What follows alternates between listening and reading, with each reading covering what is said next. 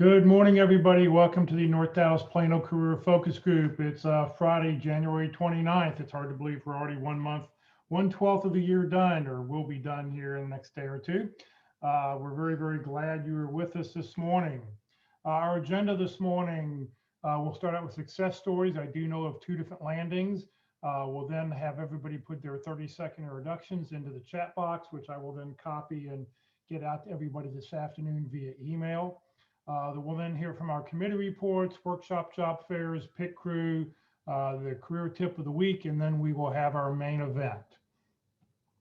For those people on Facebook, for those people on Zoom, please make sure your full name is in there. I know a lot of people, I see a Bonnie, I see an Ava T. I'm not able to update the roster if I don't have your full name, especially if you don't put any information into the chat box. So if you hover over the little camera, you should have an option to say rename yourself. So if you would rename yourself, it's just good etiquette if you can to always have your name, your full name on there when you're doing networking. And then right underneath your name, there's a little option to remember my name for future meetings. That way you don't have to do this again. You're always going to be set to go every time you're on a Zoom call. For those people on Zoom, we ask if you have questions, please just open the chat box, enter your questions as soon as you think about them. And I'll be monitoring that feed and make sure our speaker finds out about it. For those people on Facebook right now, just enter your questions into the comment field, and I am monitoring that, and I'll make sure that we get that going for you. Please note this event is being recorded and is currently live on Facebook. The recording will be on the Career DFW Facebook page and on the Career USA YouTube channel for others to view in the future. By participating in this event, and if you post a comment in the chat box or have your microphone or camera on, you give consent for your name, comments, and picture to appear. Well, good morning, everybody. My name is Jeff Morris. I have been facilitating the North Dallas Plano Career Focus Group since 2007. The group's been around since the late 1990s. I was part of it in 2001, or in 2000, 2004, 2007. So when I got laid off, I would continue to come back to the group. I know that many of you who are part of the group now have joined us over the years, and we're glad to have you back with us. In 2008, I started Career DFW, a website to help those people who are unemployed in the DFW area by putting everything about your job search in one place. In 2012, I launched CareerUSA.org to help people outside the DFW area after getting a visit to the White House and realizing there really wasn't anybody else doing this. I've also written a book called What I've Learned About Your Job Search That You May Not Know. It's available on Amazon for $15. If you live in the Dallas-Fort Worth area, you're welcome to drive by the house. If you throw $10 at your window, I will attempt to throw a book in your window as long as you drive really slowly. And since 2017, I've been a member of the practice interview team. Well, we like to start the meeting off with success stories. Do we have anybody online who has landed who'd like to talk first? Just unmute your mic and let us know. Anybody going once? Going twice? All right, well, the 2 landings that I am aware of, Janice Hendricks, yesterday she presented the effective resume class, and she has landed at Charles Schwab as an estate service specialist. Sort of unusual. She sort of said a couple things that I sort of want to bring out. She has like 20 plus years in HR and recruiting people, and she's been a member of the practice interview team for the last couple of years. Interesting thing, she said, she networked her way in. She never filled out an online application. And at one point, somebody says, I can't find your application online. And she said, well, I haven't filled one in because I haven't needed to yet. Do you need me to do that? So, networking your way in is very, very effective. And that's how she did get her job. She made a good relationship with somebody in HR who really figured out where she'd be good at and really helped her out. Also, the other interesting fact, she said, there's always that question about, do people read cover letters? Carol, who teaches our Thursday class, said, no, she never read them. She never had time. Janice, on the other hand, said, I always read the cover letter, And if you had a cover letter, you went to the top of the pile because I figured you spent a little bit more time on your job search. So just sort of an interesting, who reads them and who doesn't read them. If you know it's Janice, be sure to send her a cover letter. The second landing I know about is Donna Dean. She started working as an independent contractor with a local lawn service franchise. She's crafting social media and performing data entry functions for the company. She's trying to add a few more small businesses to her list this year. And she's working from home. So Donna was with us back in 2019 and a little bit 2020 before everything shut down. So congratulations to those two ladies. I think that takes us to number 11 or 12 landings for the year. So people are landing. I mean, there are jobs out there, just keep plugging away. Do we have any other success stories? Going once, going twice? I guess that's it. All right. It's time now for everybody to put in their 30-second introductions. If you will, open up your chat box, or if you do it on the comment field on Facebook, please put in your name, comma, phone number, comma, email address, comma, position you're looking for, comma, 2 or 3 target companies that you'd like to get hired at, and then hit the return key. That way everything is all right together. Thanks to everybody who's already doing it now. You're one step ahead of me. So if you will do that, that'd be great. For those people on Facebook, I will go and delete that information just as soon as this meeting's over. So that information won't stay on the Facebook page live. So 30 seconds on the clock. Whoops. Let's try that again.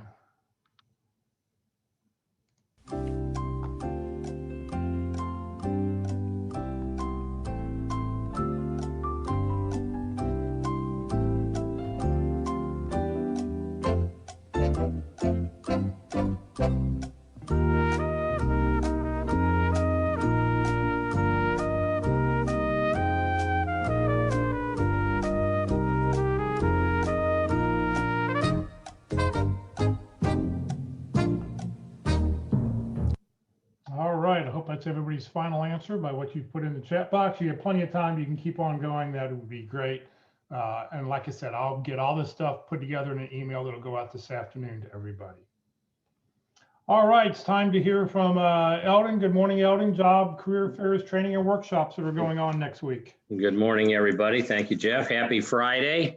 Again, as Jeff said, my name is Eldon Zarinsky, and I focus on career and job fairs and special workshops or events that are coming up in the next several days. The information I go over comes from the calendar tab on the website careerdfw.org, and there it is right now. I focus again on career and job fairs, special workshops or events. I go through these things fairly quickly. If there's something that catches your ear, I urge you to go to the calendar, click on the right tab, go to that event, click on it, and you'll find more information, usually about what the event's about or how to register for it, etc. All right, having said that, this week's career and job fairs, unfortunately, nothing again to report this week, as everybody is still pretty much being virtual. Special workshops or events. Online, the Who You Know Career Transition Summit will be held Monday, February 1st from 1 to 3 p.m. There's a Zoom link for that, and there's a registration link for that, actually. And it's hosted by Foster Williams. And if you don't know Foster, I urge you to get to know him.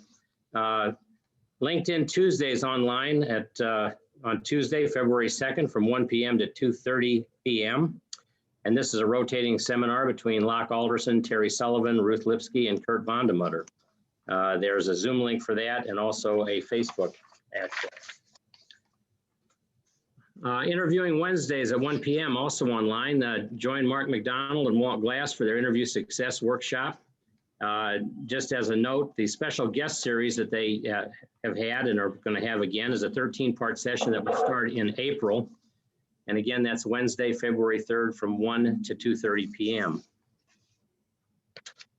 Networking Outside the Box that Yields Results workshop will be held Thursday, February 4th from 1 p.m. to 2:30 p.m. Registration is required for that, and there's a link in the calendar to go do that. And finally, Resume Thursdays online, usually held by Carol Brickell, professional certified career coach.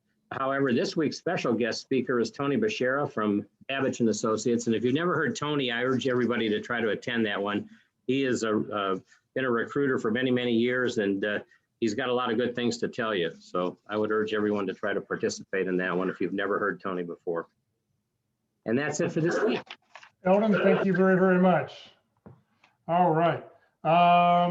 Okay, for everybody who, if you're trying to find webinars that are going on in the Dallas-Fort Worth area, I've put a link on the Career DFW website to make it easy right on the very front page. If you click where you see the blue arrow, up will come a calendar. It'll look something like this. This is one of the other layers to the Career DFW calendar.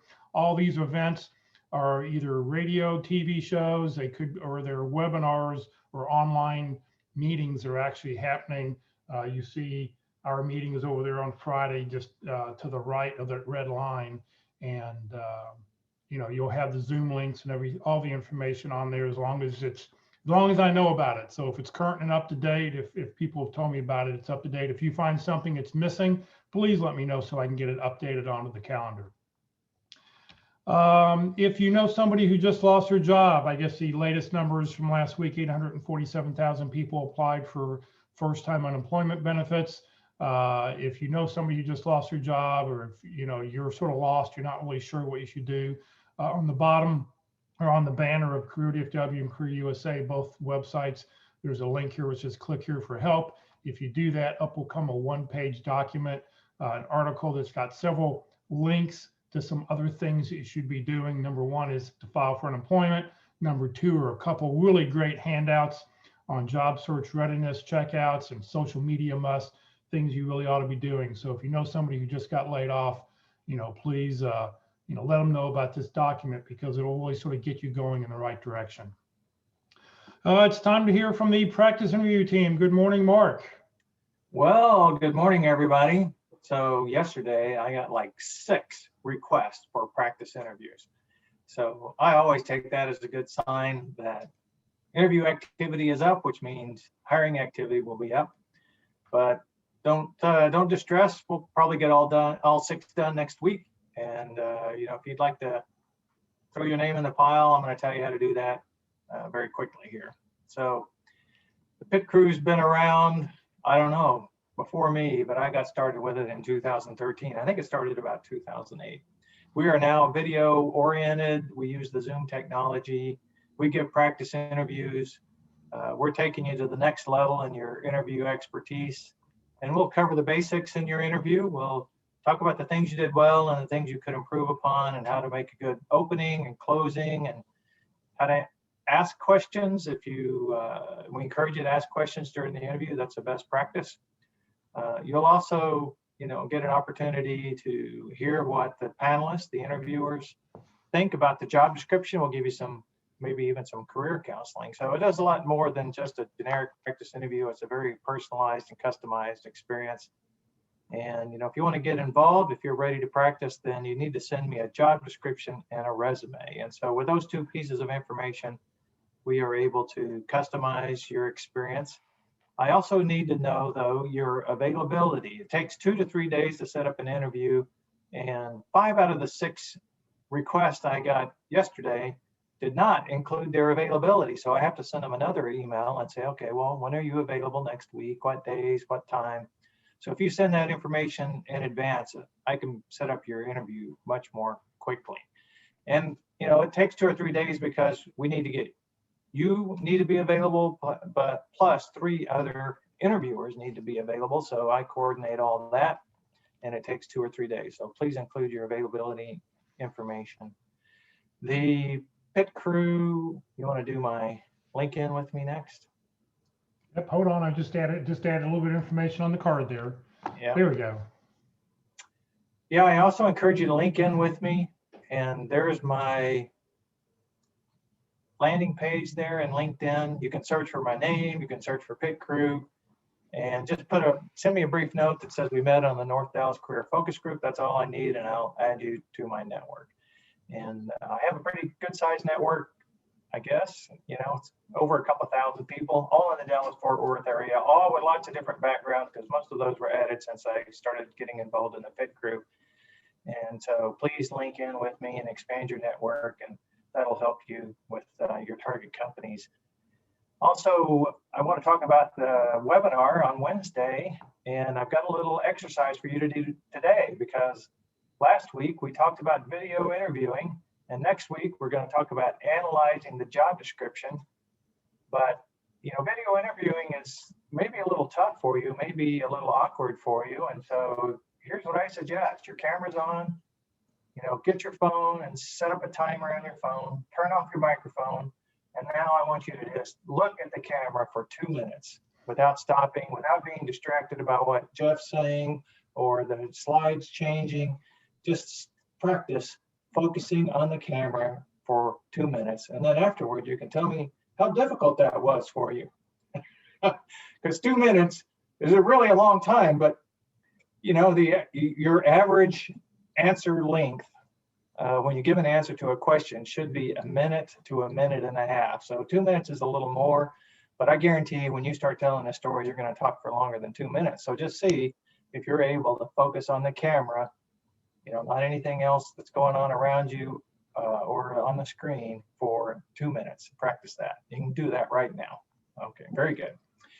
And I guess that's all I have, Jeff. Okay, Mark, thank you. Early, practice often. Thank you. And I will also say, are you using your lapel mic today? No, I'm not. Oh, okay, because your audio is not as clean as it is normally. So I don't know I wonder why that is. Something's going on. And for those people, if Mark's not aware, the Pit Crew actually is a spinoff from this Friday group. A couple years before Mark took over, somebody said, hey, I've got an interview. Can somebody help me? And they said, a couple of people said, well, let me check my calendar. Oh, yeah, I can meet you next Wednesday at 1 o'clock. So like 4 people showed up or 3 people showed up. And then the next week, 5 or 6 people showed up. And then, a couple months later, 8 or 10. And then it was up to 20 or 30. And before COVID, we were having 50 or 60 people showing up. So, it's a very unique thing. Nobody else in the city is doing what Mark's doing. And now, because of Zoom, anybody in the country can participate. I mean, we're glad to have everybody who's outside the DFW area joining us this morning. All right, it's time. Is my voice any better now? Because I just changed some of the settings. Well, you need to talk more. I mean, yeah, it sounds a little bit better. The other one was sort of like breaking up a little bit. You sounded like it was off of like something was covering the microphone or something. That is so interesting. Oh yeah, that does sound better. Okay, I don't know. I changed the noise suppression settings on Zoom. Well, maybe that was it. So okay. That's all. Okay. All right. Good morning, Roxanne, the career tip of the week. Good morning, everyone. The career tip of the week is the 6 biggest mistakes job seekers make on cover letters. You tell a story with your cover letter. Make sure it's the right one, by Monica Torres. Writing a cover letter when you apply for a job is increasingly optional. In a 2017 JobVite survey, 47% of job seekers said they did not submit a cover letter with their application. And not every recruiter or hiring manager is going to read cover letters. In the same survey, only 1 in 4 recruiters said they were important for the hiring process. But even when they're not mandatory, career experts say you shouldn't skip a cover letter. Ashley Watkins, a job search coach with corporate recruiting experience, said that's the biggest mistake she sees in job seekers. You miss that opportunity to either fill in some gaps or really give context to your reason for applying, your personal situation. Like if you want to relocate, if you want to change jobs, anything that needs explaining. The goal of a good cover letter is to succinctly, clearly prove that you are a fit for the job and to serve as a narrative for the resume. Here's how you may be telling the wrong kind of story with your cover letter beyond not doing one to begin with. Mistake number 1, you don't push past generic and boring. If you copy paste generic paragraphs about your interest in the company for every cover letter you use, hiring managers are going to notice. Avoid using templates. If you Googled a cover letter, 9 times out of 10, so did the other 100 people that you could be competing against. Too many cover letters are boring. The reason no one reads cover letters anymore is because they all sound the same. Instead of opening with, I'm writing in response to the job I saw on Indeed, start with a more compelling opening or a thought-provoking question. To personalize your cover letter, Write as if it's a conversation between you and the hiring manager. Pretend that that's your only opportunity to say something to a hiring manager to convince them that you are the right fit for the role. Mistake number 2, you make the letter too long. Keep in mind that a recruiter may be skimming your cover letter alongside dozens of others. You want to grab their attention right away. Our attention spans are shrinking by the day. No one, especially a busy recruiter, has time to read a 2-page essay about your career history. I would advise 200 words or less.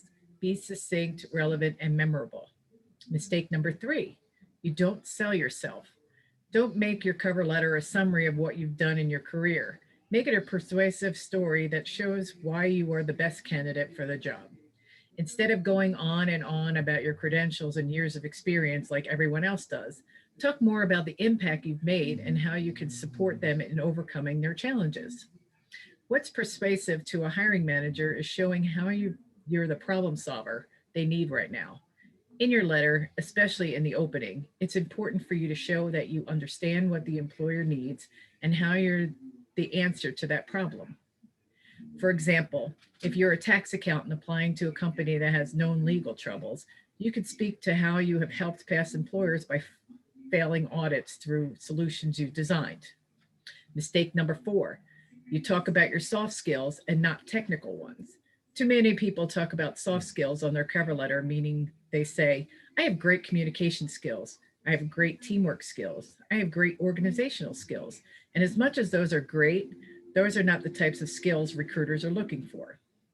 Technical skills back up soft skills. Instead of saying you're good at communication, for example, explain how you prepare reports for management.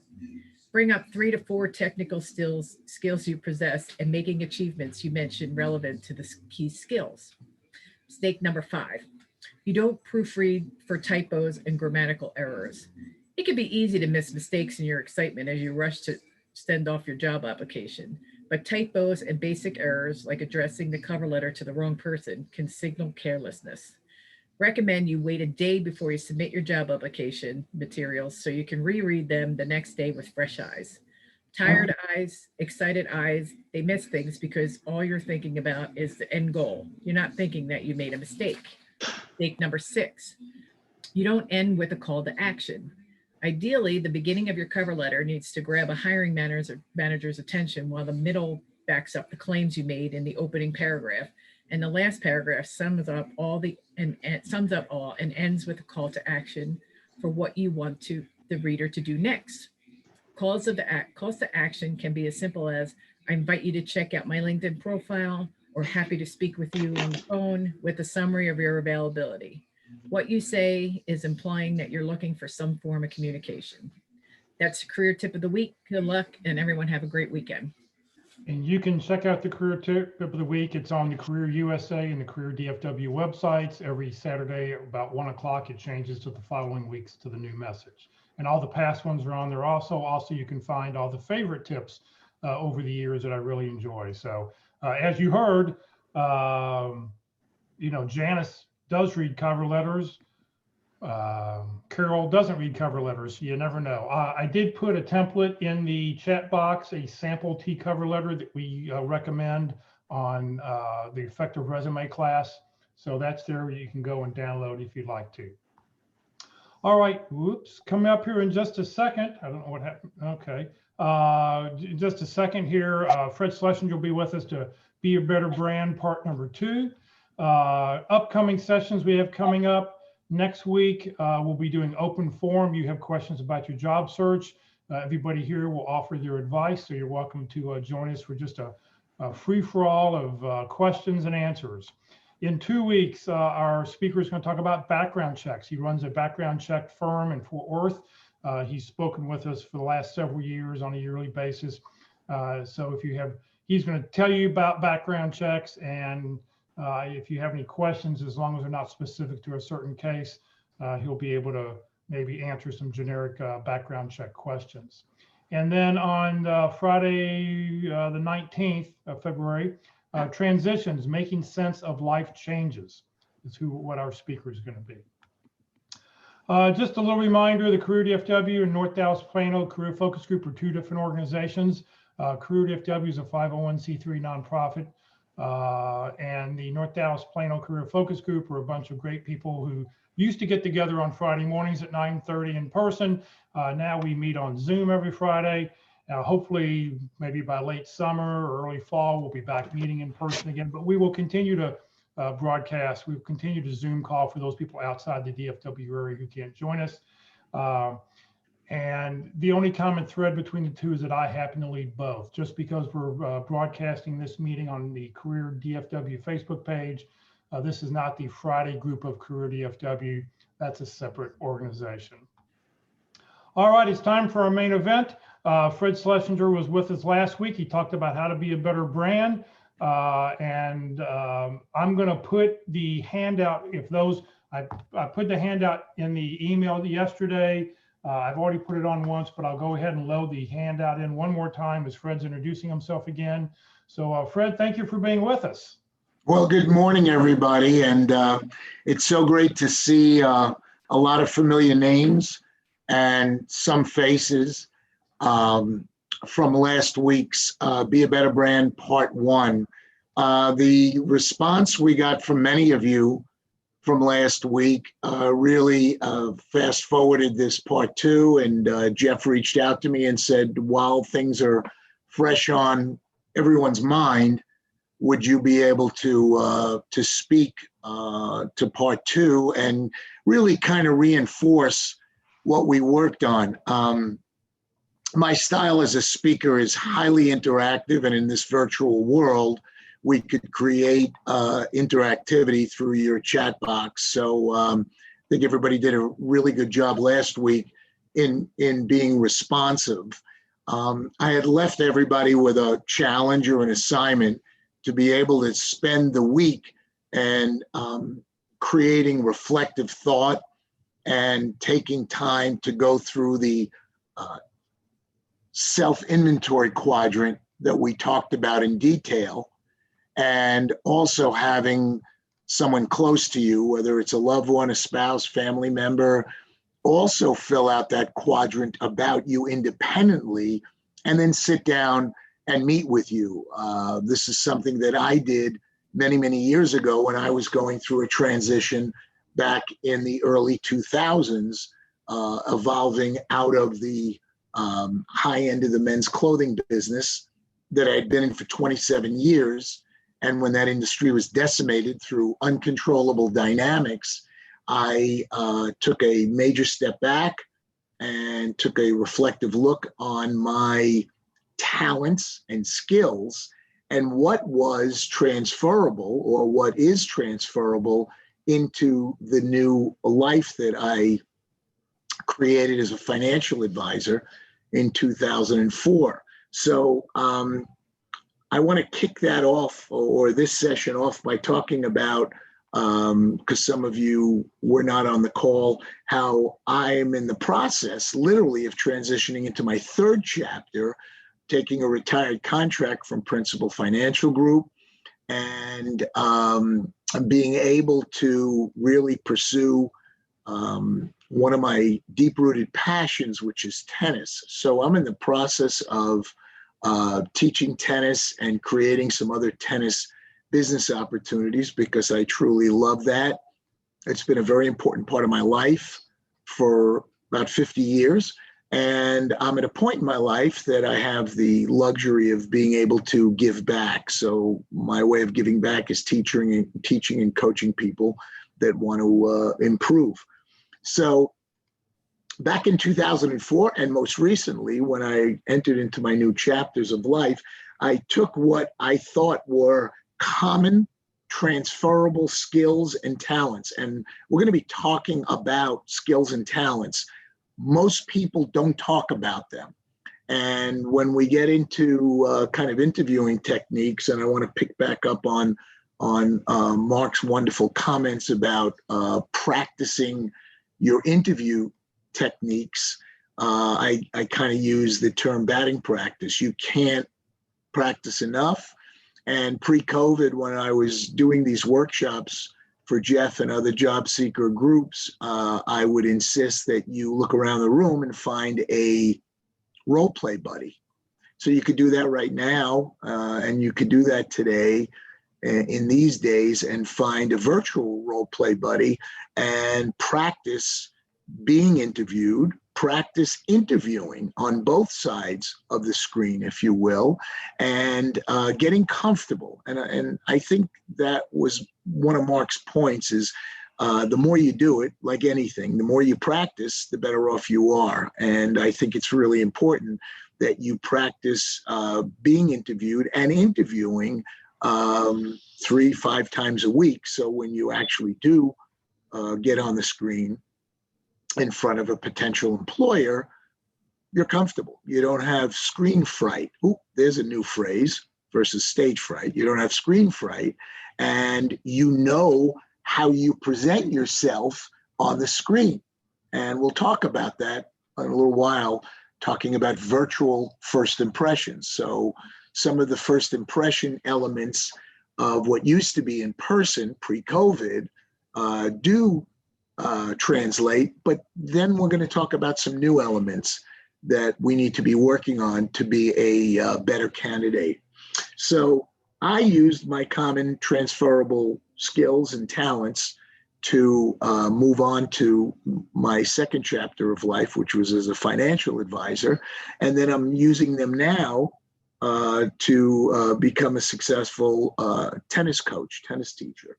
And so I jotted a few down, and one of them is communication. One of them is my passion for people. And a lot of you use words like, people skills, but I like to use passion for people. One of my other transferable talents is the value-added service that I offer in anything that I do, whether it's socially or it's professionally. I'm all about adding value.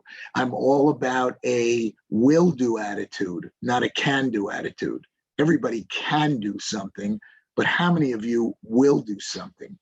One of the other workshops that I teach is a success workshop. And when we do that, we get into the definition for success. And I kind of pause when I was doing these in person.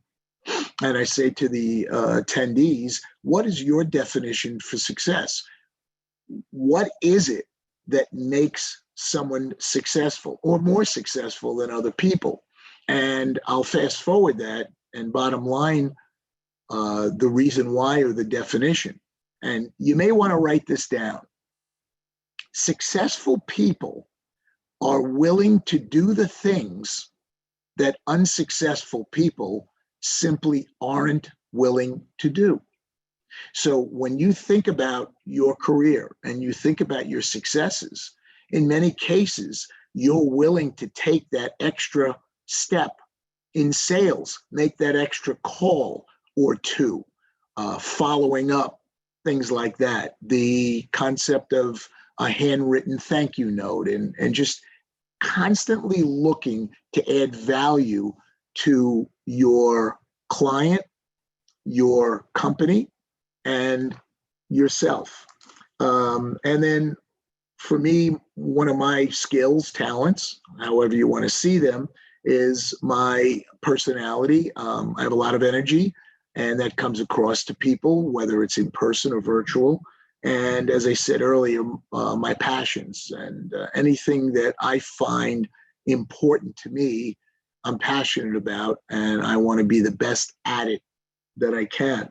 So that's kind of a warm up. I talked about Mark. I do want to touch on Roxanne's wonderful segment and the comments that she made specific to the cover letter and how that ties into our branding workshop today.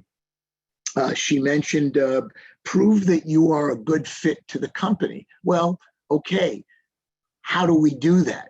We do that by demonstrating to the potential employer the what of me and the who of me. And we're going to talk about in depth the who in you in a few minutes.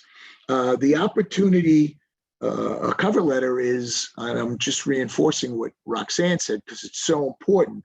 A cover letter gives the employer the opportunity to see past the resume. So a resume, if you will, is kind of all about the what of you. It talks about your maybe mission statement. It talks about your experience, about your successes, about your work history.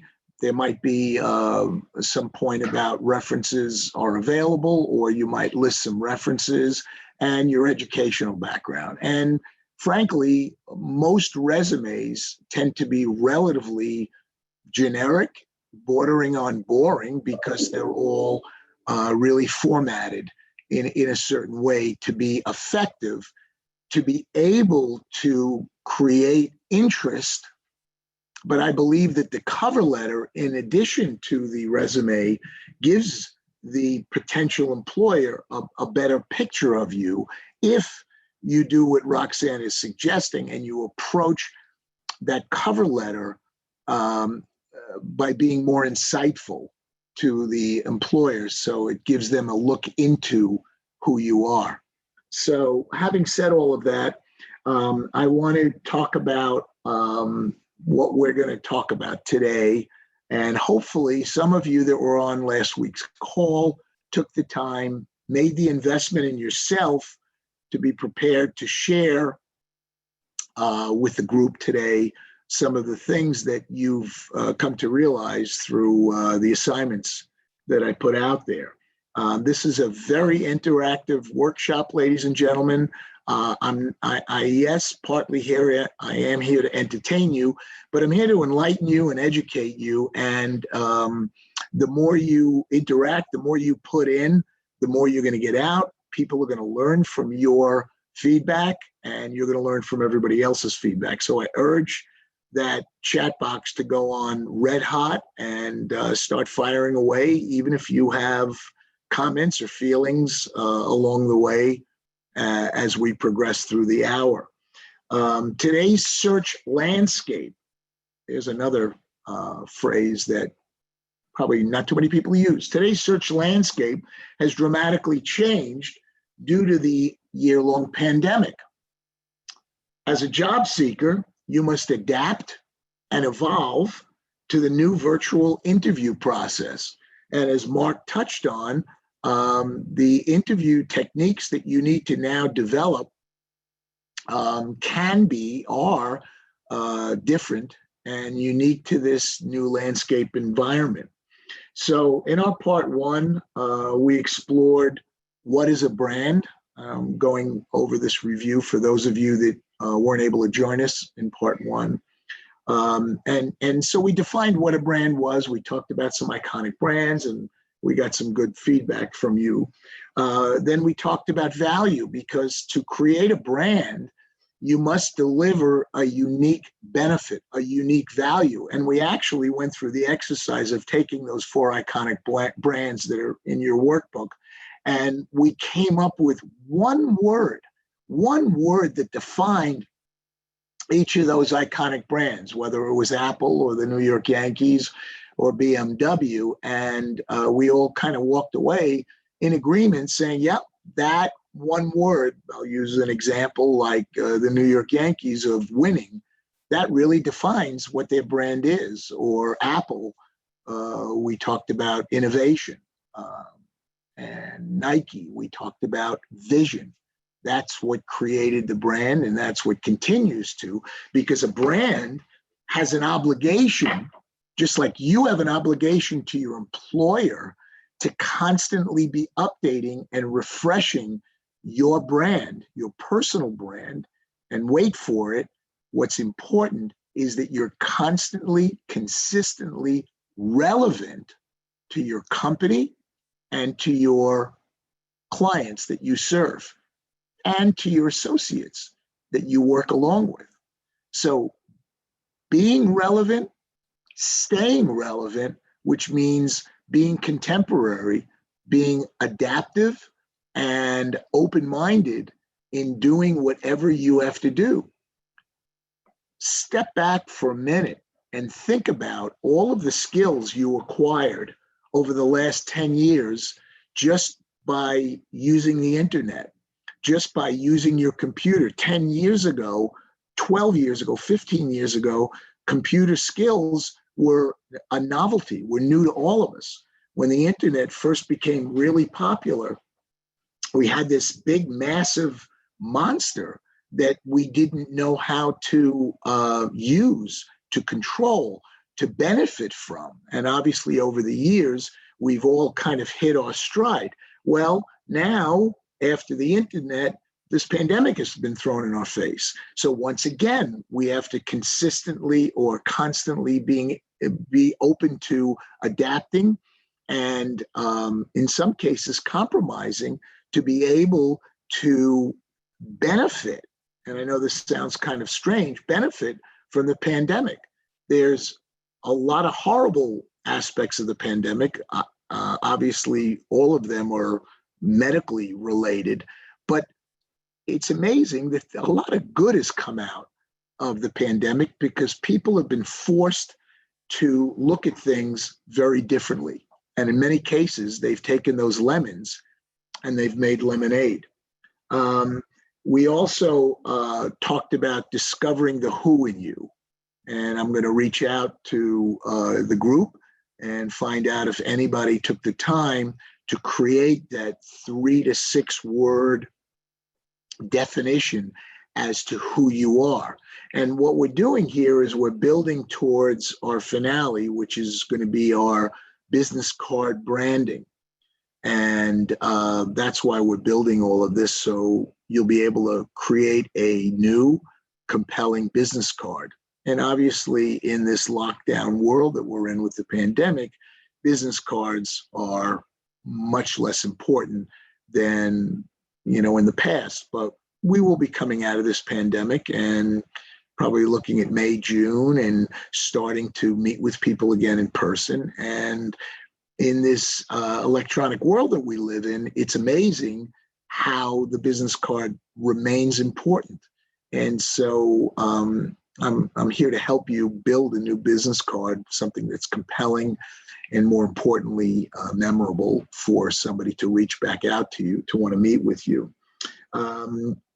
Why do you get hired? We talked about why you get hired. I've met with and speak to many, many hundreds of hiring managers, small business owners, and I'm always asking them, when you finalize your prospects, your candidates, what is the deciding factor in hiring them? So step back for a second and you see a job that's posted, whatever it is, on Indeed or any of the job opportunity websites, and 300 resumes go in and, cover letters and everything else, and the process ensues. And it's kind of like a reality show, like an American Idol, or because it then funnels down to candidates, worthy candidates, qualified candidates, and then ultimately it funnels down to, let's say, 6 or 8 finalists. So that's what you want to be. You want to be in that finalist group. And then I asked them, of the finalists, how do you pick a winner, so to speak? And in so many cases, it has to do with intangibility. Because to be a finalist, everybody has the work experience, everybody has the credentials, the certifications, whatever, all of the hardware, if you will. But the deciding factor comes down to the intangible or the software. And in many cases, it was, of the 6 people that were finalists, we felt that this person would be a better fit, going back to what Roxanne's comments were earlier, or we just simply liked her better than the other 5. Why? Can't tell you, because it's an intangible. How do you become likable? It's easy to become creditable, okay? It's easy to become creditable, and it's easy to demonstrate being credible based on your successes, based on your experience, based on your education. That makes sense, and that's easy because we tend to be very tangible as human beings. But, excuse me for my dog barking, but for the intangibility, metaphorically, think of you playing the music in between the black and white keys. I talked about these two concert pianists that were in the same room, that were performing in front of the same audience, the exact same piece of music. And the gentleman that performed first did a wonderful job, and he got very polite golf applause. And then the young lady that sat down to perform the exact same piece right after him, again, same notes, same concerto, everything was identical. She got a standing ovation. Why? I ask you why she got the standing ovation. Because of how she interpreted the notes, the dynamics, and how she conveyed her passion as a concert pianist through the music. And I want you to take that metaphor and apply it to yourself. It's not about the black and white keys. It's not about the skills. It is about the talent and the passion and how you present yourself in a virtual interview or even in a one-on-one interview. And it's how you sell yourself. And I'm using the S word, okay? I'm sorry, I'm using the S word. But many of you do not have a selling mentality. And you need to develop an understanding of how to merchandise yourself, how to sell yourself, how to market yourself as a job seeker. And you might not have any experience in that because you just came out of a 26-year stint with a company, got laid off, terminated, whatever.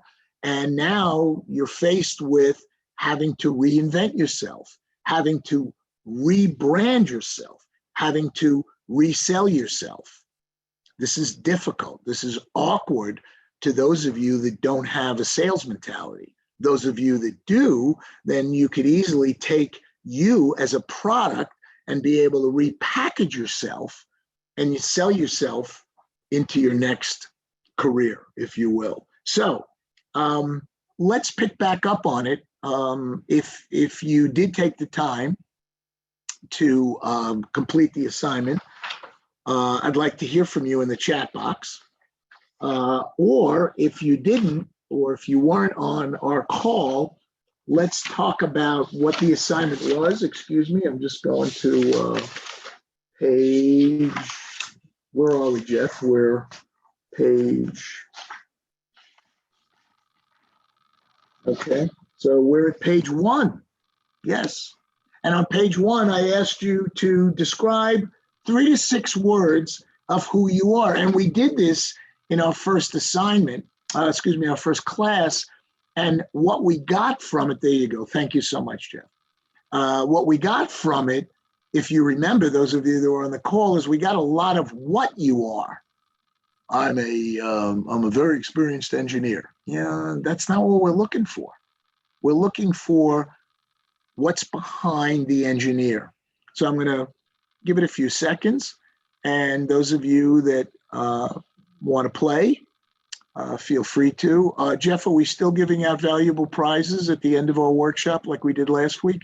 Sorry, I don't have any prizes to give away today. Because those of you that weren't on the call last week, that Mercedes, Jeff, was amazing.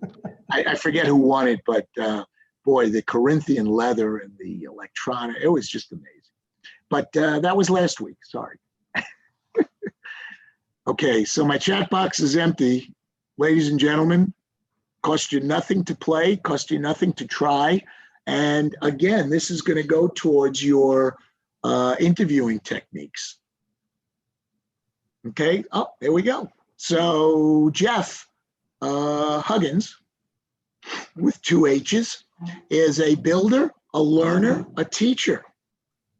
Brenda is realistic, empathetic, great word, and let's stay on that word. Thank you, Brenda, for that.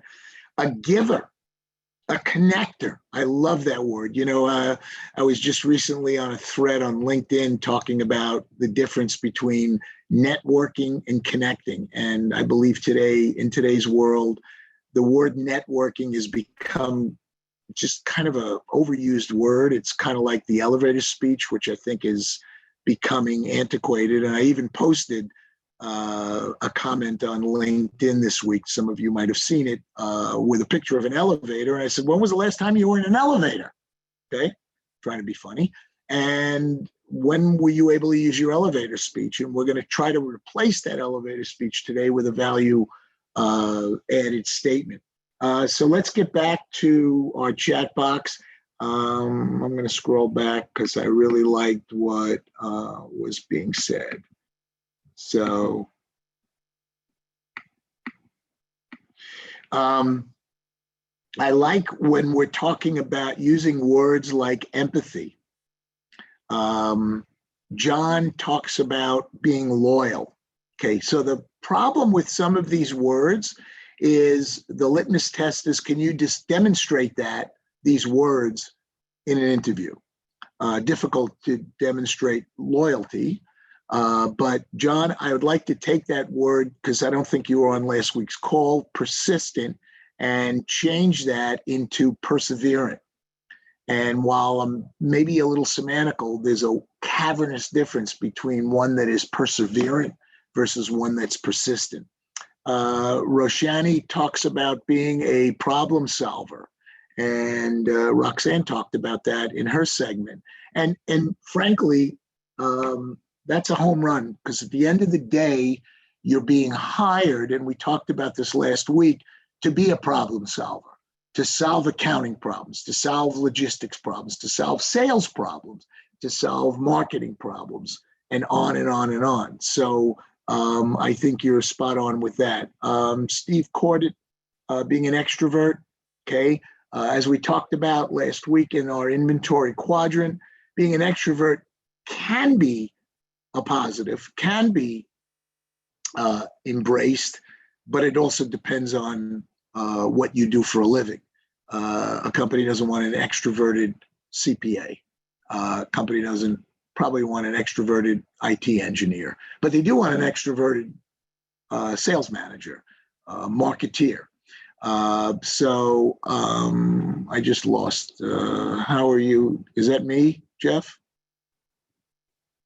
Hello? Okay, I'm sorry. No, that's me. I think we're being hired to prevent problems from happening. I like that. Question for this exercise should be who we are, only to be positive things, obviously, only to be positive things. And we'll talk in a few minutes about the liabilities when we get to the quadrant. I wanted to go back to some of the other buzzwords or keywords. I love builder. I love learner. Learner means that you're constantly a student of life, and you're open-minded, and you're always willing to adapt and grow. Talking about being a developer, a connector, being intuitive. These are all very important intangibles that may not be on your cover letter, or certainly don't show up in a resume. But when you do get your face on that screen, it is important that if you are these things, or you possess these things, that you're able to display them and demonstrate them. So when we talk about being an achiever, again, difficult to demonstrate, but you're on the right topic. Dedicated, excellent, value to be, but again, difficult to describe. Enthusiastic, that could easily come across on a computer screen by your movement, by your body language, your hand movement, by your eyes. And we'll talk in a few minutes on first impressions, virtual first impressions, and vocabulary. And very few people talk about proper use of vocabulary, and yet the words are the only paint that we have to create our picture, is words. Obviously, what you look like is part of it at all. But what you say and how you say it is very, very impressive. Love to take responsibilities. Not sure about the adjective for that, but Natalie, how to take responsibility. Here's a word. And again, it doesn't get talked about often, but it's so powerful how self-accountable you are. I find, and I've met thousands and thousands of people in my 66 years on the planet, and I find very few people want to take accountability for themselves, for their own actions. And an employer would love to have somebody that takes responsibility for themselves. As a manager or a director, it's obvious that you'd be taking responsibility for the people in your area, in your group, on your team. But how important, how powerful would that be if they believed that you took responsibility for yourself first and you held yourself accountable? And I talk to my kids about that all the time, taking responsibility and not making excuses. But instead of making excuses, create results and take responsibility for the results. And if the results are bad or poor, you're responsible. If the results are successful, you get to bask in the glow of the success. But you need to commit to yourself. So I think that's a great point, Natalie, that you brought up. And there's a word or a phrase, self-accountability. Applaud that as a character trait, accountability. Yes, okay, thank you, Carla. And thanks for coming back, Carla, for a second time. How do you feel about the idea that our picture, photo, and LinkedIn is the logo for our brand? Well, I don't know. There are very few industries, and the one I can name is the residential real estate industry, that virtually insists on a picture being on their business card. Those of you easily could conjure up an image of your realtor that you bought your house from, and there's a picture of it. And I think that if you're constantly updating the picture, and I think that if you feel that you're, okay, here's the eggshell portion of our segment, if you feel that you are professionally attractive, then you should display your picture. And it should be a professional picture. I mean, it shouldn't be, a picture that you took from your camera, like a selfie, that type of thing. But yeah, very important for people to see what you look like. And when we talk in a few minutes about first impressions, you need to understand that the employer, potential employer, hiring manager, business owner, whatever, whoever you're in front of, does what Tom Thumb does when you buy a loaf of bread. They do a 7-second scan with the barcode. So you're a barcode and they scan you. And does anybody know in that first 7 seconds what they're scanning for? Please respond in the chat box if you do. But it's very simple. The person you're speaking to, last time I checked, is human. You're not interviewing with a robot. And those people are looking for commonality. They're looking for something that they see on you, whether it's the fact that you both have blue eyes, whether it's the fact that you dress similar to their husband, just any kind of link that connects you to them physically when they do that scan. Now, pre-COVID, part of that 7-second scan would have been eye contact and a handshake in those first 7 seconds before you even opened up your mouth, before you could even show them how funny, smart, bright, charismatic you are. That 7-second impression is created. And in most cases, you could talk to experts about this, it's indelible. And it would take some sort of an epiphanic change, kind of like what we talked about earlier when we alluded to paradigms. So they create a paradigm in those first 7 seconds. In order for that paradigm to shift, there must be some kind of an event that they go, oh, I thought of her this way, and wow, now that she did this, I see her in a different light. But it takes a lot to be able to do that. Okay, so let us move on to page 10. Excuse me, page 5, Jeff. Apologize. Page 5.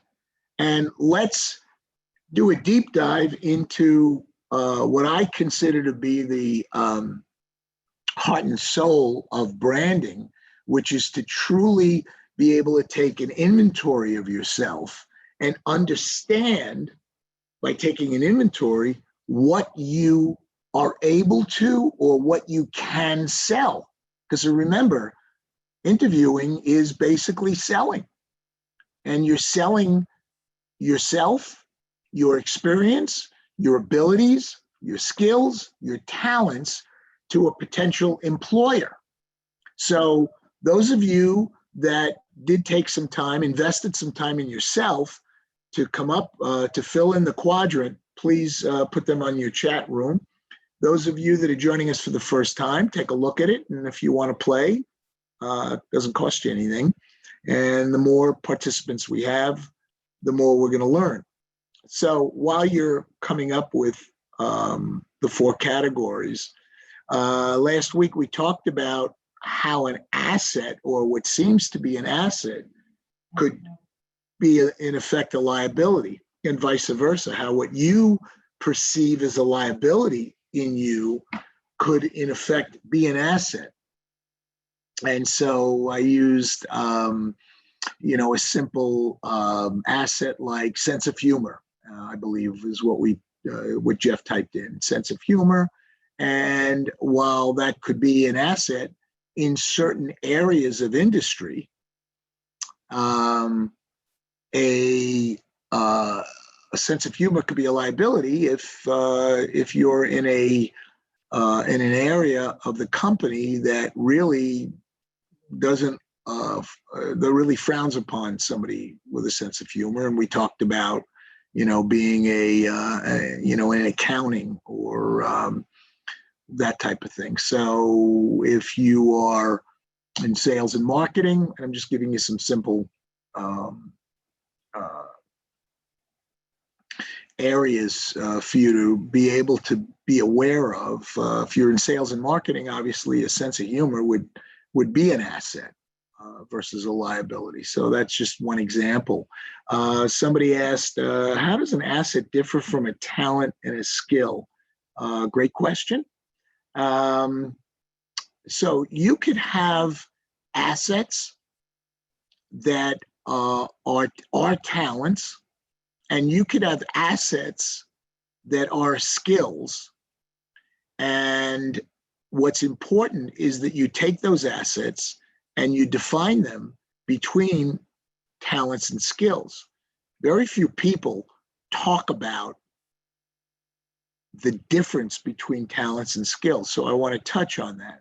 Essentially, think of a talent as something that you're born with, something that's innate. That is up to you to develop. And a lot of us are sitting here on this call with latent talents that you never brought to surface, and they're there. And only through reflective thought and doing personal work can those talents be identified, and you decide whether or not you want to bring those talents out in you.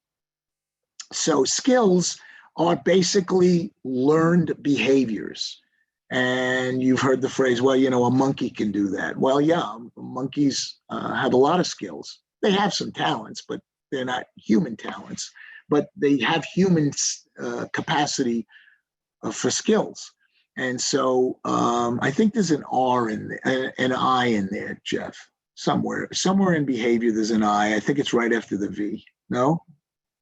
Right? No? I'm sorry. Okay, doesn't matter. Sorry, not a great speller. Yeah, well, you've displayed that time and time again. It's okay. But we still love you. It's okay. Thank you. So spelling would be one of Jeff's liabilities. But make sure you spell spelling right. Okay, just kidding. Assets, develops people, charismatic, enthusiastic, adaptable. I love that. I love that. But a talent, because somebody else said, what's the difference? Could be that you're adaptable. And yes, it's an asset. A talent is that you're enthusiastic, but you're not going to be skillful in being enthusiastic because that comes from within. And that's that intangibility. Bye, Laura. Have a wonderful weekend. So Brenda talks about skills, problem solving. Yes, problem solving could be a skill, but you know what? It could also be a talent. And that could be a wonderful topic for you to discuss during your interview. As a matter of fact, I had a note here that you need to come prepared in an interview with some of your own questions. I don't want you to think that an interview is a one-way street where somebody's just asking questions at you. An interview needs to be an exchange. An interview needs to be a marketplace where there's actual bartering and negotiation going back and forth in the form of questions and answers. And I urge you to do the research and to understand yourself better, to understand the company that you're applying for. And like Roxanne said, showing them that you're a good fit, not only as a worker, but you're a good fit as a person. And that's what rebranding or branding is all about. Is being an activator a skill or a talent? Yes. Absolutely. That's my Switzerland answer. Yes. And again, it would depend on how deep you are as an activator, how passionate you are as an activator, and going back to being able to display it. So can I get a few more who you are's now that you've had some time to think about it, particularly those of you that are new to the call? And then let's, can you throw the quadrant back on the screen for a second, Jeff? Page 5. So let's talk about, we talked about what talents are versus what skills are. And so I would urge you, possibly in your cover letter, to introduce some of your talents and how those would be profitable or efficient or effective in your new role with the company. So you always want to create value when you're interviewing to every asset, talent, and skill you have. So you almost want to try to monetize who you are, particularly if you're interviewing for a sales or marketing position that is easy to monetize. What could you bring to the company in the way of revenue, in the way of profits? Because again, you're a sales problem solver. Well, we have a sales problem. And you know what? Every company has a sales problem. No company can sell enough of their product or service. They're always looking to grow their sales. I mean, it's universal. You're never going to come and go, you know what, we're just at the sales volume that we want to be at. We're really comfortable. We really don't want any new sales or any more sales or any new clients. It's rare that you find a company like that. So if you're in sales and marketing, those of you that are on the call, I think it would be really beneficial to you if you could display and demonstrate how your sales talents, how your business skills can translate into increased revenue and obviously increased profits. So when it comes to being in the accounting or more backroom operations, you could monetize who you are by showing them how much money that they could save or how much money that they could find that they don't really see, from an accounting standpoint, from a logistics standpoint, supply chain, how you could be bringing them some vendors that you have found to be extremely great business partners that they may or may not be doing business with. So being able to put a dollar amount or monetize or a true tangible value on what you bring to the company, I think would be a very, very fresh approach. And I think it'd be a very realistic approach. And anybody that you're interviewing with, I believe that it would immediately not only resonate, but it would separate you from many of the other candidates, because most people don't think in those terms, particularly if don't have a sales or marketing mentality. Okay, let's go back to the chat box. Talent, good with numbers. That's a skill. Process oriented. That's a skill. Innovative. That's a talent. Forward thinker. That's a talent. So Roxanne, you might want to add, you pride yourself on being a business visionary. And there are very few visionary people out there. I find that there are very few original thinkers. And I love, if you are that, for you to talk about and state that you're an original thinker, that you look at an issue or a problem or a challenge and you have an innate talent or ability to come up with a fresh, new solution. Because I'm always looking for something that's new and original. Something that if something's new, it's original. If it wasn't original, it would be old or used. And that goes back to one of my points I made earlier in our call about constantly, passionately being relevant. And if you work, and you have to work at it, it doesn't come naturally to anybody. You have to constantly be re-educating yourself and being relevant means, and you'll know that you're relevant when you find people coming to you and seeing you as a resource or as a source. When you have people emailing you questions, calling you with you're asking your opinion on something, they obviously value your opinion, and hopefully your opinion is a qualified opinion or is a professional opinion, and you want people to be coming to you just like job seekers come to Mark or come to Roxanne because they value their success and their experience, and they both have remained relevant along with Jeff and the pit crew and everything else. And what you go to people for is value. Then you could take all of that. It's kind of like ingredients in a cake, mix it up and bake your own cake and go forth with an original idea. Okay. And take the best of everybody's worlds. A lot of times when people are young and they're first starting out, I'll give you an example. I have an older daughter. Some of you may know her name's Eliza Schlesinger. She's over the last 12 years become a very, very successful stand-up comedian. She's probably one of the top in her field, top 5 stand-up comedians in the world today.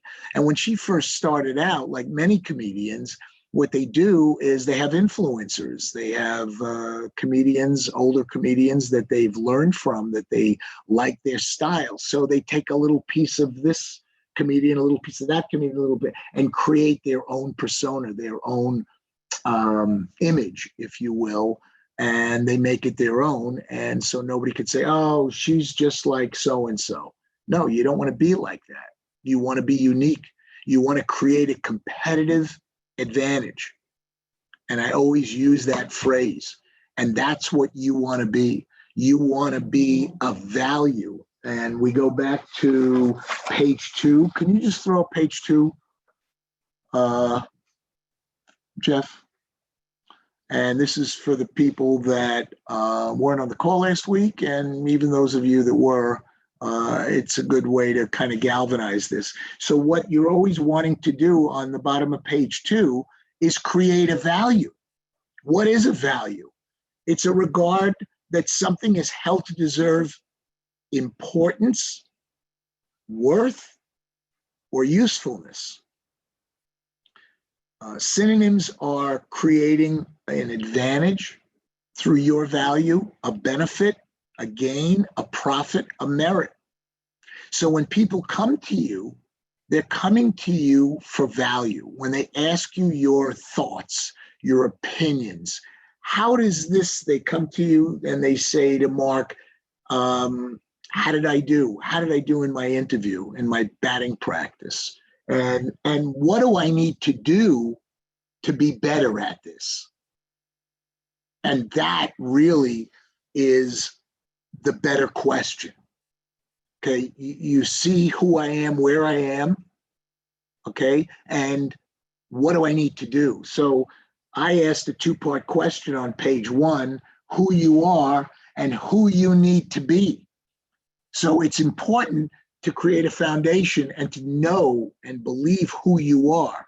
Believe that your perception of what you're putting out to people is truly in line with who you are. Because if you're putting out the wrong perception, then who you are doesn't matter. So you need to tweak that and be able to go forth with who you are and portray who you are to people through how you dress, how you interact, how you speak, and ultimately how you treat people. Because we're judged by how we treat people. And that goes back to several of you use the word empathy. How empathetic are you? How understanding? How patient are you with your family, with your friends, with clients, with coworkers? How many times are you willing to take that deep breath and say, okay, let's review, let's rewind, because it's really important that we're on the same page. And you could be saying that to a coworker, to a client, to your spouse, to your girlfriend, whatever the case may be. And unless we are able to create synergy and create a understanding, a mutual or bimutual understanding, it's difficult to achieve any greatness. Okay? Strive for perfection and settle for greatness. That's going to be on my headstone when I die. Strive for perfection, settle for greatness. You know, you meet a lot of people. How many people have the same bar that you have? That's assuming you have a bar. Do you have a bar? And what height is your bar? And we tend to, as humans, judge people, critique people, criticize people based on our bar. And that's not necessarily right.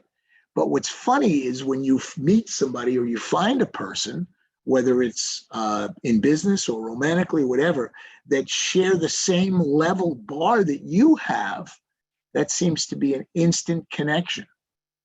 When you meet somebody whose bar is much lower, and I'll give you a simple example. You're a very neat person. You're a very organized person in your deeds and your thoughts. And you meet somebody that is just sloppy.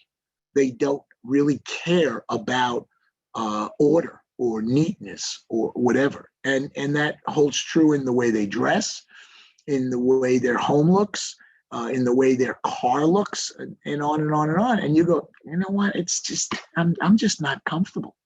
I want somebody that has pride, that takes pride in everything that they are and everything that they do, whether it's the way they dress, whether it's their, you know, the way their bathroom is, whatever it is, whether how clean their car is, that type of thing. Okay, I want to go back to the chat box because I've kind of rambled on a bit.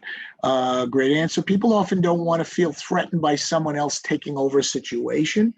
Asking for permission to share one's thoughts helps to lay groundwork for trust with people. Excellent, Jason. Thank you for sharing that.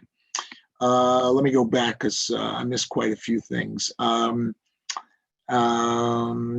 thank you. Okay, activator. We're going to move past that. She's a visionary, but how do you be a visionary in a structured environment? I always get misunderstood for trying to change the system. Okay, so maybe we're confusing being a disturber with being a visionary. So being a visionary is being a leader. And if you look at great leaders, whether they be business leaders or sports leaders or military leaders, every great leader has the element of vision. And they're able to see that vision, obviously create the vision, and they're able to communicate their vision to enough people to create followers, to build that vision into a reality. And so I think that you need to look at it a little differently, Carla. Not that you're looking to change the system, but you're looking to improve the system, because everything is vulnerable to improvement, to progress. And my vision is, if we take the good of what we have in the system, I'm staying on Carla's point, and we tweak it and we remove some of the bad and we add some more good, we have now created a better system. And that's my vision. I think Well, Fred, I think it's important that people understand that this is one of those questions you need to ask when you're in an interview. What kind of company is this? Because if you know you've had these issues in the past, I mean, I remember going to a company once and everybody I asked, why did you do what you do? Well, that's what I was told to do. There was no vision. It was just do what I'm told, do what you're told to do. So, that's something you need to find out when you're doing informational interviewing about a new company. Very important. Well, so that goes back to Roxanne's early points about being a good fit. And so if it's the kind of company that says, thank you very much, we got this, we really don't need, to change or improve or evolve, then maybe you're not a good fit. But to your point, if it is a company always looking to grow, always looking to evolve, always looking to progress, then they would truly welcome an innovator, a visionary, things like that. I want to go back to Jeff said, be careful. Okay, so this is a slippery slope. Be careful about being a vision. I just lost it. I'm sorry, I lost it.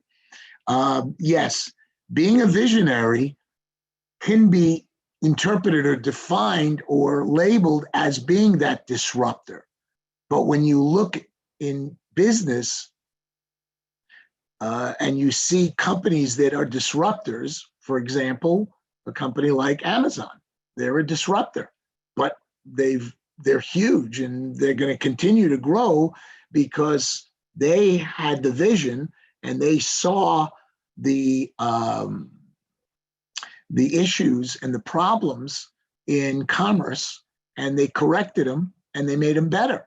And just the whole concept of offering free shipping, nobody did that before. And how simple is that? And by the way, that should be part of your vision, that it should be simple.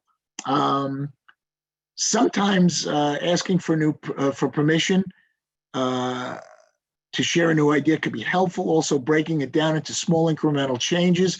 Somebody else said, Roxanne chimed in with, in order to have change to be accepted, you have to include the people who will be impacted in the group and provide ideas. And I agree with you 1,000%. Get them to buy in. So when they see your vision and they see the direction of your vision and what the ultimate value will be, they then decide whether or not they want to get on board your train. And if they don't, then you have a conversation with them And because you have to sell your vision to some of these people, other people go, oh, okay, I get it. And I want to be on that train. I don't think I'm who I need to be in this chapter of my life. Not sure I understand that. Hang in there, okay. Keep working on who you want to be. Look at video, read books. I pray for you, okay. First, have confidence in God, because He will mold and shape you into who you were designed to be. Okay, interesting.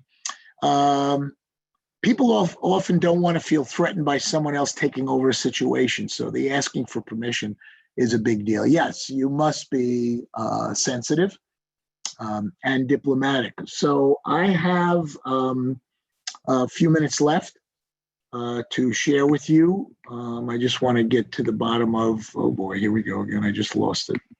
There it is. Sorry.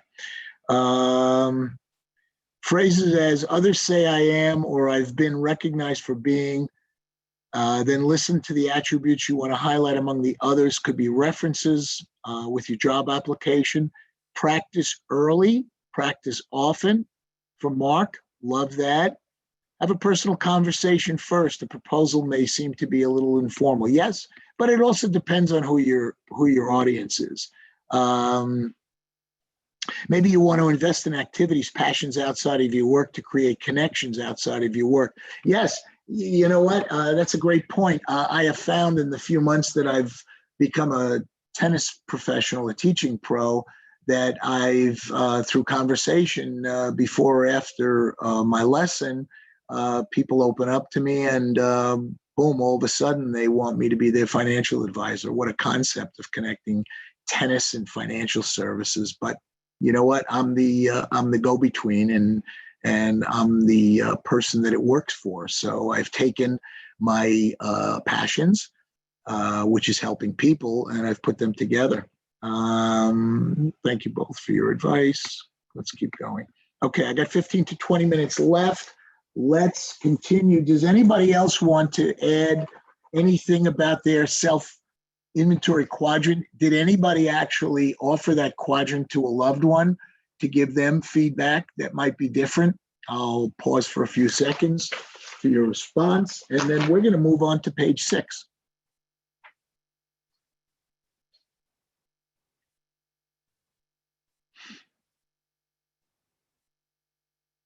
Okay, so heading into the home stretch here, I want to take a minute and talk about taking stock in yourself as your greatest asset. We talked about the self-inventorying quadrant. We talked about creating a value-added statement. And I don't know how many of you created one, but feel free to create it and email it to me or text it to me, and we could continue to work on it. Some of you from the first call have reached out to me and asked me to help them be their branding coach, and I am, and I have. And hopefully that'll result in a lot of positive work being done together. You might have seen this acronym before, but it's worth reinforcing it. Setting goals, setting a 1, a 3, a 6-month, and a 1-year goal, eating that elephant one bite at a time. The acronym of SMART is specific, measurable, attainable, realistic, and timely. And then my acronym that I created many years ago is BABY. Constantly be babying yourself. Be a better you in every aspect of your life. Step back and how could I be a better me, whether it's physically, whether it's socially, family-wise, and certainly in business. And what steps do I need to take to be better? Because if we're not constantly motivating ourselves and people around us to be better, then going back to the quote from the book that I read to you, what's the point of life if we're not able to help people? And that help starts with ourselves. And that goes back to being self-accountable. How many of you on this call truly believe that you're self-accountable, that you're willing to take responsibilities for your mistakes and also take responsibilities for your successes and correct the mistakes, Mistake made one time is an experience. We learn from it and we move forward, and we don't make that mistake again. So let's talk about success. First and foremost, we have to define the success, and defining success, and you could put into the chat box your definition for success, but it's very, it's unique to yourself. How you see success is and can be, and probably will be different than everyone else. So once you define the success, you need to create your own definition from your perception and experience. And then here's the key: setting that definition of success into motion with actions. And those actions could be allocated over 1 month, 3 months, 6 months. You may say in month 1, this is what I want to put into motion. Month 3, month 6, whatever, go at whatever speed you want to go at. But at the end of the day, you're going to look back and you're going to go, I've made progress. But the only way you make progress is by instilling activity and, again, holding yourself accountable and responsible. And the only way we create progress in the world is through action. Ideas are wonderful, but they're useless unless they're executed. And even if an idea is executed and it's wrong, you learn from that, you tweak it, and you revision that idea to make it reality and to make it valuable. And then, as I talked earlier about the common denominator for success, it bears reiteration. And the common denominator for success is the people that are willing to do the things that unsuccessful people are just not willing to do. And you know who you are. You know who you are on both sides of that coin. What are you willing to do? How much work are you willing to put in yourself to be a better you, to be a better candidate, to be more hireable, to be a better spouse, a better family member, a better friend? It requires work. And that's what we're here to do. Mama, how do we get on Mama? If you don't get the answer that you want, oh, I lost it. Okay. Happy to connect with you. Be out of your workplace. Connect. Friend, I love your Mama's quote. Thank you for sharing. Your advice is great. Can I scroll back? Okay.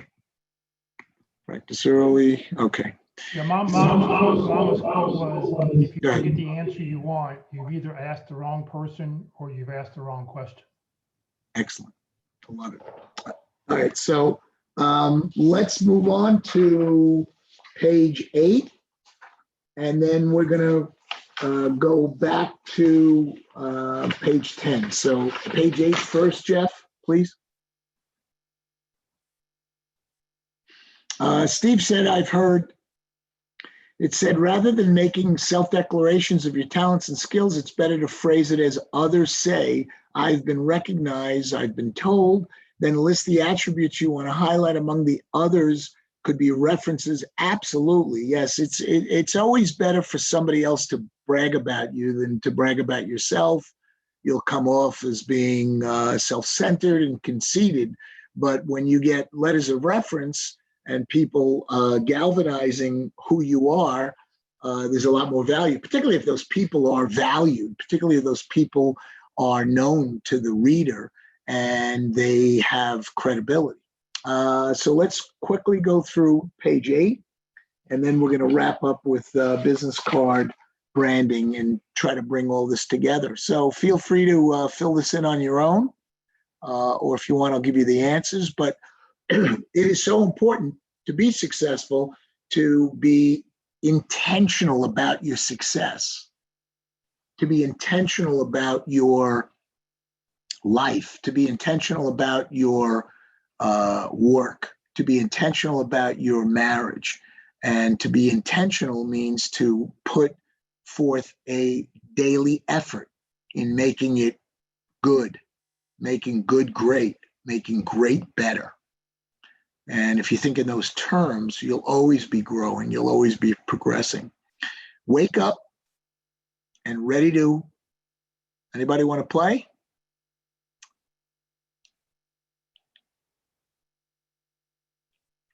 Wake up refreshed and ready to seize the day. Be passionate to be the very best you every day. We talked about passion last week. We'll touch on it again.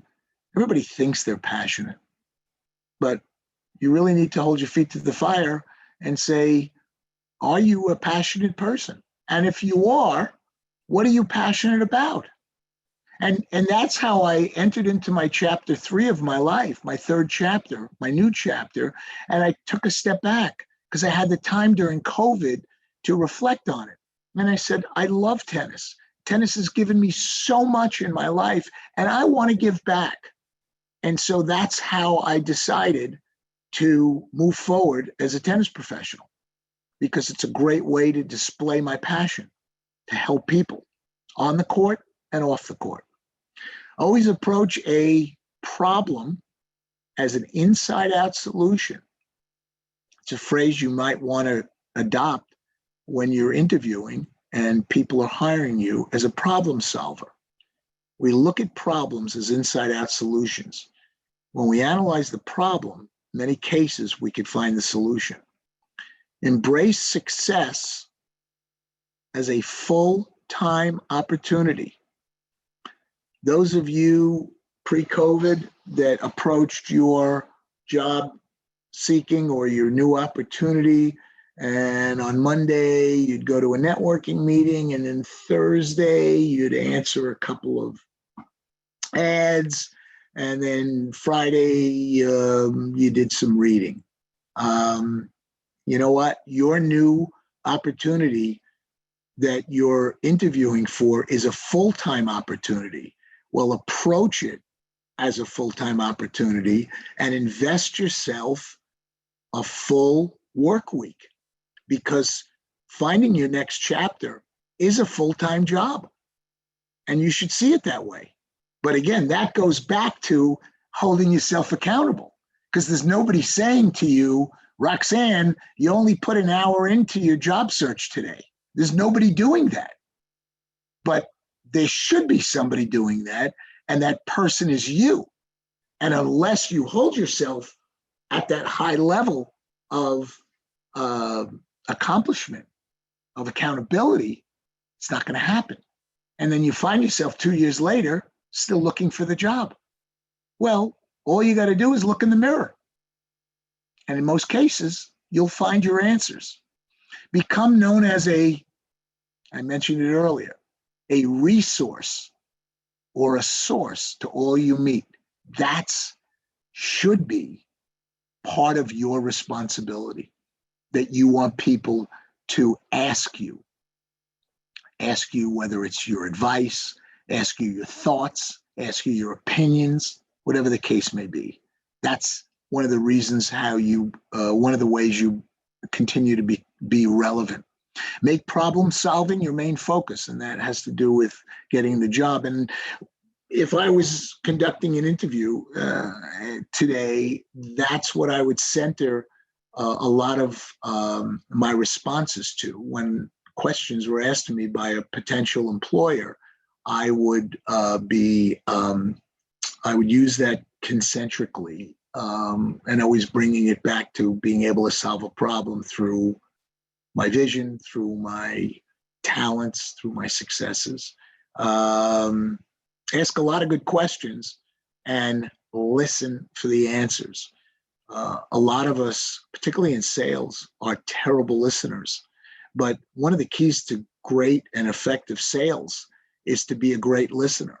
So as I said earlier in an interview, this is truly a marketplace. It's an exchange. And you need to come prepared with great questions. And you need to listen to the interviewer's questions, listen and respond, and then take those because they're going to take those answers or responses from you and craft more questions. So it works the same way. When you have a question, they answer it. You want to take the answer and you want to build on that with other questions. So that takes work. That takes preparation. So don't feel like you're a victim, that it's a one-way street, that you're being talked at in an interview. Feel that you're participating on the same level as the interviewer, because you have just as much to offer them as they have to you. And you have to believe that. You have to believe that while they're bringing value to your life by offering you this position, whether it's compensation, benefits, whatever, you're bringing value to them. And they need to know that, in a respectful way. Finding success lies within yourself, that mirror.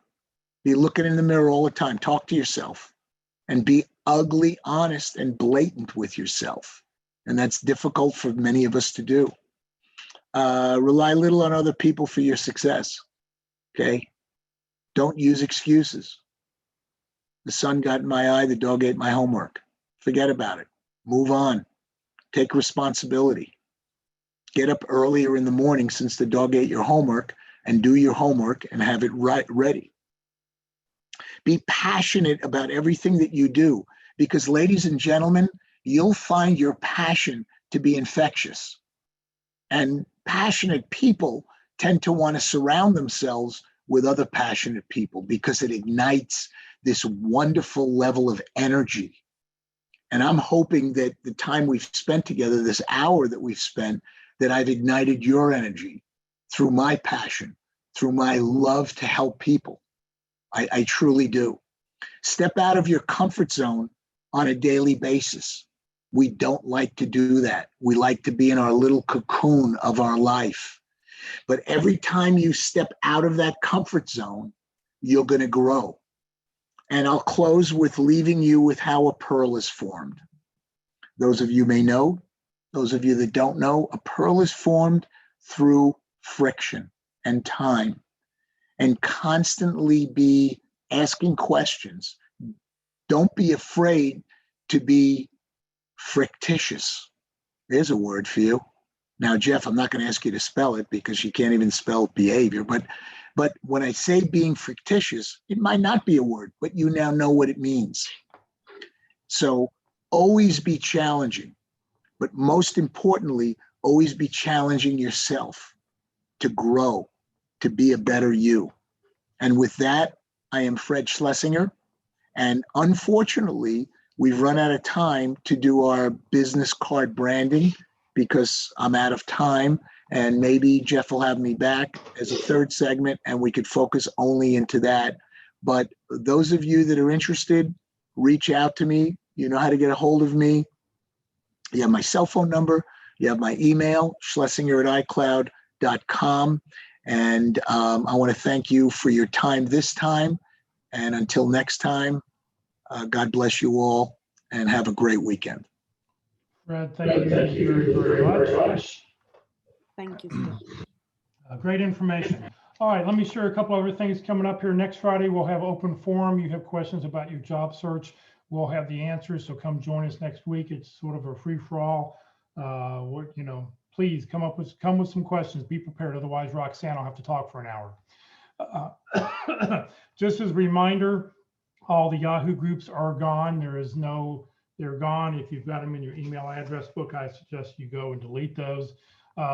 Please make sure your contact information is in the Zoom chat or in the Facebook comment fields. That way I will invite you to our new group. I'll get you on our roster this afternoon. If you haven't put your information in the chat box, please put in your name, phone number, email address, position you're looking for, and a couple target companies. And I will put that out into an email this afternoon in the next couple hours for everybody. And just remember, help someone every day. Take a look at that list. See if you have contacts in any of those companies that people are looking for, and try to help them out. Next week, next Tuesday, our speaker for LinkedIn Tuesdays is Ruth Lipsky. She's going to talk about LinkedIn special features for job seekers. On Wednesday, the Interviewing Wednesday session, our workshop will be on session number 5 of 13, analyzing the job description. And then next Thursday for Effective Resume Thursdays, our special guest speaker will be Tony Bashera from Babbage & Associates. So a very different kind of presentation next week, just to hear his thoughts. He looks at hundreds of resumes every week, and so he'll tell you what he sees and what he likes. Also, we'll be giving away a 1 month of unlimited use to jobscan.co. That's where you can take your resume and compare it to a job description. If you go there now, you can get 5 free per month uses of it, but this will give you unlimited usage. We'll be giving away 2 of them every Thursday during the month of February, and you'll be eligible to use it during the month of March. So what you win in February, you'll be able to use in March. This session has been recorded. It will be on the Career FW Facebook page, and also will be on the Career USA YouTube channel. If you follow us on Facebook, I hope you will. Every time we go live, you'll get a little alert on your phone saying we're currently live. And for those people, if you subscribe to our YouTube channel, every time we post a new video, like this one will be posted later this afternoon, you'll get an email saying we've posted a new email, what the subject is. Here's what that YouTube channel looks like. Don't click on the videos, but underneath, when you find the subject you're looking for, Effective Resumes, Interviewing, LinkedIn, click where you see that red arrow, View Full Playlist. And what will happen is up will pop all the information, all the different speakers and topics, and that way you can select the one you want. So thank you very much for joining us today, Fred. Thank you once again. Everybody have a great weekend, and we'll see you next week. Thank you.